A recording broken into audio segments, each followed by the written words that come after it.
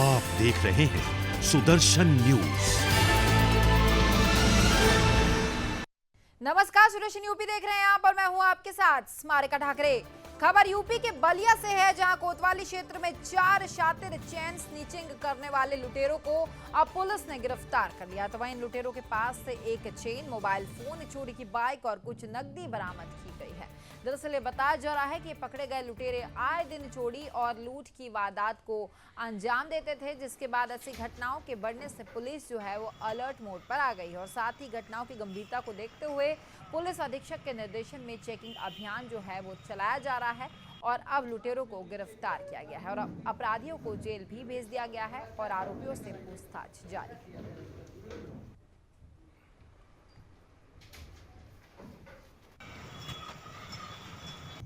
देखिए, आज थाना कोतवाली परिसर में एक पीसी आयोजित की जा रही है, जिसके अंतर्गत 4 अपराधियों को, जो कि चैन लूट के अपराधी हैं, शातिर अपराधी हैं, इनको गिरफ्तार कर जेल भेजा जा रहा है।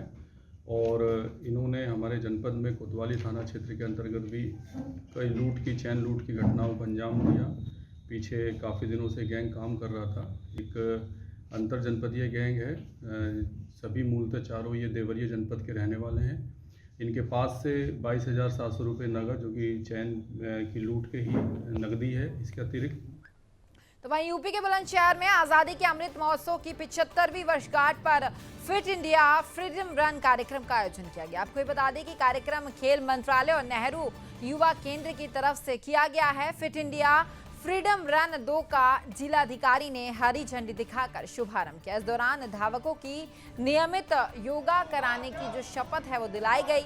इसी कड़ी में वन और पर्यावरण राज्य मंत्री अनिल शर्मा ने धावकों को सम्मानित किया और लोगों को फिट रहने का मूल मंत्र भी दिया। और साथ ही उन्होंने कहा कि फिटनेस का डोज जो है वो आधा घंटा रोज ले। अगर देश का युवा स्वस्थ रहेगा तो स्वस्थ भारत का जो निर्माण है वो भी किया जा सकेगा। सबसे पहला उद्देश्य तो ये है कि हमारा युवा स्वस्थ रहे और सुबह उठ करके कम से कम आधा घंटा पे आपको फिट रखने के लिए एक्सरसाइज करने की, दौड़ करने की, व्यायाम करने की, खेलकूद में प्रतिभा करने की आदत डालें। और जब युवा हमारा स्वस्थ रहेगा तो देश हमारा स्वस्थ रहेगा। देखिए, आज़ादी के अमृत महोत्सव के अवसर पर आज जनपद बुलंदशहर में जिला प्रशासन और नेहरू युवा केंद्र द्वारा एक जागरूकता रैली कम दौड़ का आयोजन किया गया, जिसमें मैंने भी अभी पार्टिसिपेट किया। सरकार की ये भी मंशा है कि इस अमृत महोत्सव पे युवाओं का, युवतियों का खेल के प्रति रुझान बढ़े। आपने अभी देखा कि ओलंपिक और पैरा ओलंपिक में प्रदेश के कई खिलाड़ियों ने पार्टिसिपेट किया। अब खबर चंदौली से है, जहां सैयद राजा पुलिस और स्क्वाड टीम की संयुक्त कार्रवाई में बड़ी सफलता मिली है। ये बताया जा रहा है कि कार में 5 तस्कर जो थे वो शराब तस्कर जो थे अवैध शराब की बड़ी खेप लेकर बिहार की तरफ जा रहे थे कि तभी पुलिस ने चेकिंग अभियान के दौरान शराब तस्करों को गिरफ्तार कर लिया है। तो वहीं पुलिस ने गिरफ्तार शराब तस्करों के पास से भारी मात्रा में अवैध शराब और 3 मोबाइल फोन बरामद किए हैं। फिलहाल पुलिस ने मामला दर्ज कर आरोपियों को जेल भेज दिया है और आरोपियों से पूछताछ जारी है।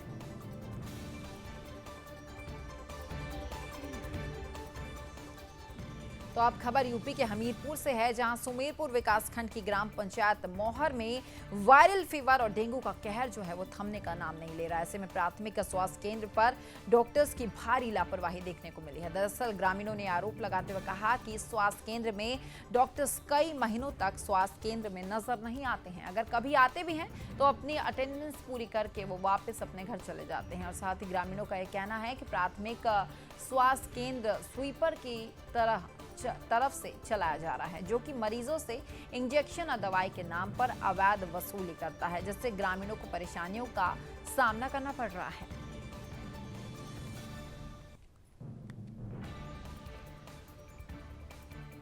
लेकिन यहाँ जो डॉक्टर नहीं रहते और एक चपरासी रहता है, तो वो पैसा लेता है सुई लगाने में। अरे किसी से 50 रुपया लेता है, बोतल की चढ़वाई 100 रुपया लेता है। कब से समस्या आ रही? ये कब से कहा, हम बहुत दिन से क्या कहते हैं, कौन आज से आएगा यहाँ पर कोई कितने महीने हो गए?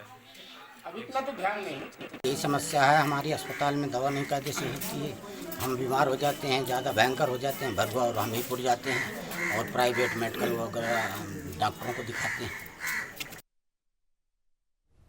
अब खबर यूपी के ललितपुर से है, जहां चदार समाज के राष्ट्रीय अध्यक्ष और प्रदेश अध्यक्ष के नेतृत्व में एसडीएम के माध्यम से राज्यपाल और मुख्यमंत्री को ज्ञापन भेजा गया, जिसमें चदार समाज ने मध्य प्रदेश की भांति उत्तर प्रदेश में भी अनुसूचित जाति का दर्जा देने की मांग करते हुए अपने समाज के बच्चों और युवाओं के लिए प्रगति के रास्ते खोलने की मांग की है। आपको ये बताते चलें कि चदार समाज को मध्य प्रदेश में अनुसूचित जाति का दर्जा पहले से मिला हुआ है, जिससे कि मध्य प्रदेश में चदार समाज को अनुसूचित जाति के सभी लाभ जो है वो मिल पा रहे हैं। लेकिन यूपी में चदार समाज को अनुसूचित जाति का जो दर्जा है वो अब तक नहीं मिल पाया है, जिससे कि उन्हें अनुसूचित जाति होने का लाभ मिलेगा और साथ ही चदार समाज को अनुसूचित जाति का दर्जा मिलने से चदार समाज को राजनीतिक क्षेत्र में अपनी उपस्थिति बनाने का मौका भी मिल पाएगा।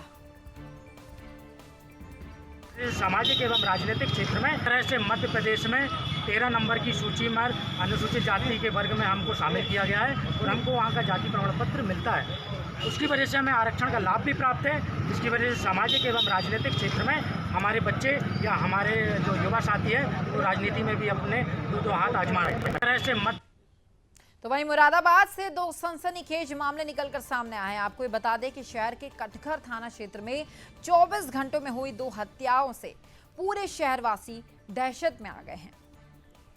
कटघर थाना क्षेत्र के गुलाबबाड़ी में ई रिक्शा चालक की चाकू से गोदकर हत्या कर दी गई, तो वहीं दूसरी तरफ कटघर थाना क्षेत्र में देवर ने चाकू से वार कर अपनी भाभी को मौत के घाट उतार दिया। तो वहीं स्थानीय लोगों ने मामले की सूचना पुलिस को दी, जिसके बाद मौके पर पहुंची पुलिस ने आरोपी को अब गिरफ्तार कर लिया है। फिलहाल आरोपी से पूछताछ जो है वो जारी है।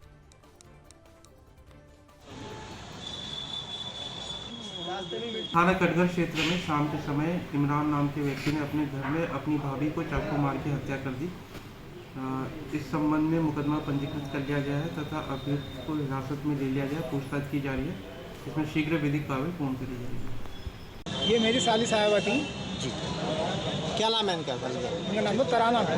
तो कैसे क्या घटना हुई आपको? ये घटना जो घटी है, जो इनका देवर था वो इनका अशिष्ट हरकत रखता था, इनने गलत नज़र रखता था और काफ़ी बार इनके घर वालों से उसने शिकायत भी कर दी थी। और इस संबंध में उसने मेरी पत्नी जो है उससे भी शिकायत करी थी ताकि वो अपनी सास से जो है इसकी आरोपी की माँ है उससे कहे। तो उन्होंने कही भी थी बात, उनको बताई भी उनको बात ये कि भाई ये आपका लड़का जो ऐसी बात करता है, मेरे साथ गलत हरकत करता है, ये चाहता है कि मेरे साथ गलत हरकत करें।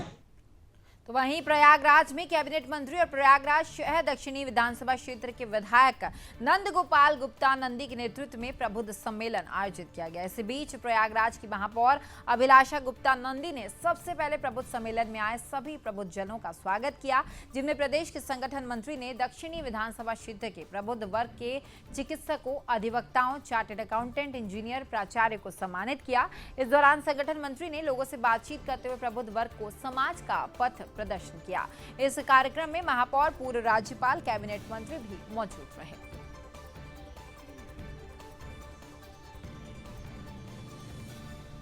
तो वहीं ट्रिपल तलाक को लेकर केंद्र और राज्य की सरकार बहुत गंभीर नजर आ रही है। सरकार ने ट्रिपल तलाक को अवैध बताते हुए कड़ा कानून भी बनाया है, लेकिन फिर भी ट्रिपल तलाक के मामले लगातार देखने को मिल रहे हैं। ऐसा ही मामला यूपी के सोनभद्र के बहरा गांव से निकलकर सामने आया, जहां ट्रिपल तलाक की पीड़ित महिला एफआईआर दर्ज कराने के लिए दर दर भटक रही थी और थाने में एफआईआर दर्ज नहीं किया गया, जिसके बाद पीड़िता ने मामले की जो शिकायत थी वो बेसिक शिक्षा मंत्री और प्रभारी मंत्री सतीश चंद्र द्विवेदी से की, जिसके बाद बेसिक शिक्षा मंत्री ने मामले को गंभीरता से लेते हुए तुरंत एफआईआर दर्ज कर कड़ी कार्रवाई करने के जो है आदेश दिए गए हैं।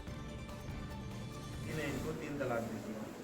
आज ही सोनभद्र जनपद में अपने दौरे पर आया हूँ। एक पीड़िता इरफत जहाँ अभी मुझे यहाँ भारतीय जनता पार्टी कार्यालय पर मिली हैं, जुद्दी थाना क्षेत्र की रहने वाली हैं। इन्होंने अभी मुझे बताया है, मेरे संज्ञान में आज ही मामला आया है कि इनके पति ने इनको 3 तलाक दे दिया है और बाद में दूसरी शादी कर ली है। तुरंत ही मैंने पुलिस अधीक्षक से बात की है और यहाँ हमारे पास सीओ खड़े हैं, इनको निर्देशित किया है तुरंत ही इनके आवेदन पत्र पर एफआईआर दर्ज की जाएगी और 3 तलाक विरोधी जो कानून है उस कानून के अनुसार कड़ी कार्रवाई।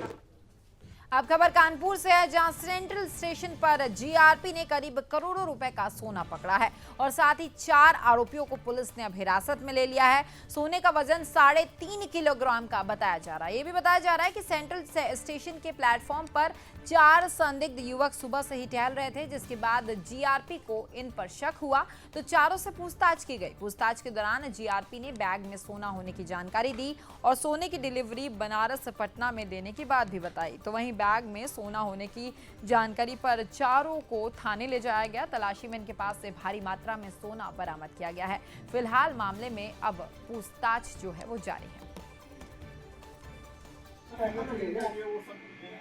सुबह वही करीब 6:30 बजे के आसपास 4 लोग यहाँ प्लेटफॉर्म नंबर 1 पे बैग वगैरह लिए थे। तो हमारे जीआरपी के लोगों ने उनको चेक किया तो उनको बैगों में काफ़ी मात्रा में सोना था, ज्वेलरी थी और बिस्किट थे। तो शक हुआ तो लोग उनको डिटेन कर लिए, फिर लाया गया। तो उसमें देखा गया तो सोने के बिस्किट थे, सोने की ज्वेलरी थी, उसमें डायमंड की भी ज्वेलरी थी। उसको बाद में बुला के दिखवाया गया ज्वेलर्स शॉप से, तो 3.5 kg सोने के बिस्किट और ज्वेलरी मिलकर करीब लगभग 3.5 kg। तो फिलहाल इस बुलेटिन में इतना ही। प्रदेश की सभी खबरों के लिए आप देखते रहिए सुदर्शन यूपी। नमस्कार।